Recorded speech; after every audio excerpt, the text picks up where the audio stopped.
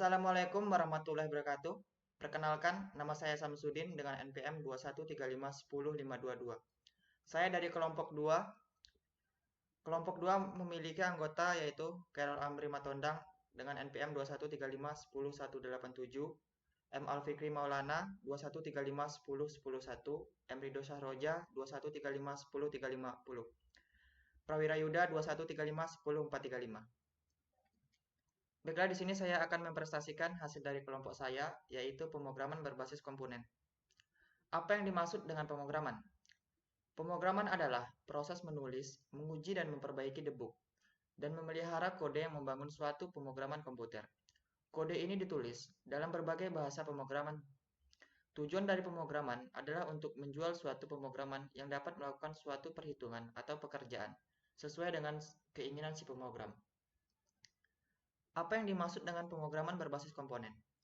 Pemrograman berbasis komponen adalah proses menulis, menguji dan memperbaiki debug, dan memelihara kode yang membangun suatu pemrograman komputer dengan menggunakan bahasa pemrograman tertentu, dengan pendekatan komponen-komponen sebagai sudut pandang utama, di mana pemrograman tersusun dari kelompok komponen-komponen yang saling terhubung dan hubungan terdefinisi dengan baik. Baiklah, di sini akan dilanjutkan oleh teman saya.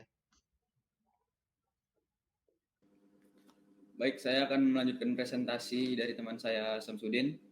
Mengapa PBK ini penting untuk dipelajari? Perkembangan software yang semakin kompleks butuh teknik untuk mengatasi kompleksitas tersebut. Program berbasis komponen sangat penting untuk dipelajari karena 1. Reusabilitas kode. Komponen-komponen yang dibangun dapat digunakan kembali dalam aplikasi lain, sehingga menghemat waktu dan biaya dalam pengembangan aplikasi. Yang kedua, ada peningkatan produktivitas.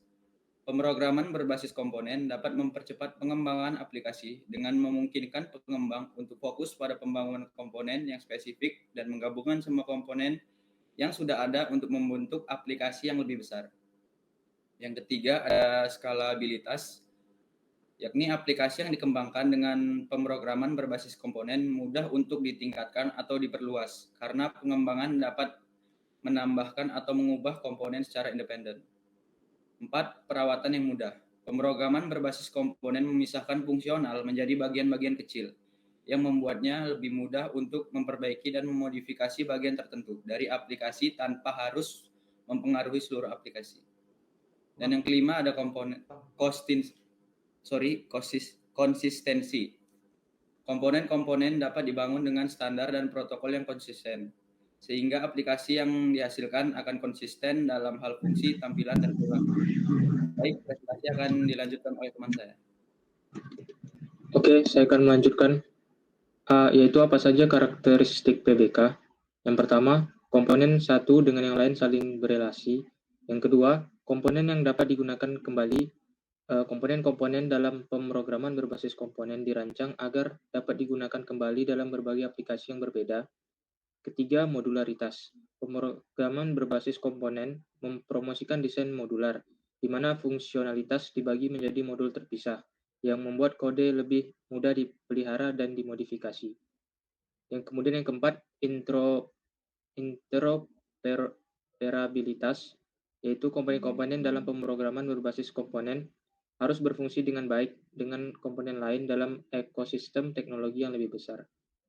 Apa saja benefit PBK? Yaitu mempermudah menangani perubahan sesuai kebutuhan dengan lebih cepat karena sudah disusun. Berdasarkan hierarki komponen, penggunaan ulang komponen tertentu untuk mengurangi waktu pengembangan. Selanjutnya akan dibacakan oleh teman saya, Emal Fikri. Oke, saya akan melanjutkan dari teman saya, Amri. Apa saja benefit PBK? Yaitu mempermudah menangani perubahan sesuai kebutuhan dengan lebih cepat karena sudah disusun. Berdasarkan hierarki, komponen penggunaan ulang komponen tertentu untuk mengurangi waktu pengembangan. Framework apa yang dapat digunakan untuk implementasi PBK dalam membuat web application? 1. Vue.js, 2. AngularJS, 3. CVJS, 4. React JS 5 Ember JS, yaitu bakal dilanjut oleh teman saya. Di sini saya akan menjelaskan breakdown halaman web berikut menjadi bagian yang lebih kecil, buat dalam bentuk diagram pohon. Di sini ada website terbagi menjadi 3 bagian, yaitu ada header, konten, dan footer. Di bagian header ada logo, navigasi. Di bagian konten ada artikel dan artikel 2. Di bagian footer ada 3, yaitu navigasi, kontak, dan sosmed. Di bagian navigasi terdapat 3 bagian, yaitu home, artikel, produk. Di bagian kontak terdapat juga 3, alamat, nomor telepon, dan email. Dan sosmed terbagi menjadi 3, yaitu Instagram, Facebook, dan Telegram. Cukup sekian presentasi dari saya kembalikan kepada moderator. Baiklah, itulah hasil dari kelompok 2, hasil presentasi dari kelompok 2. Saya akhiri dengan wabillahi taufik walhidayah. Wassalamualaikum warahmatullahi wabarakatuh.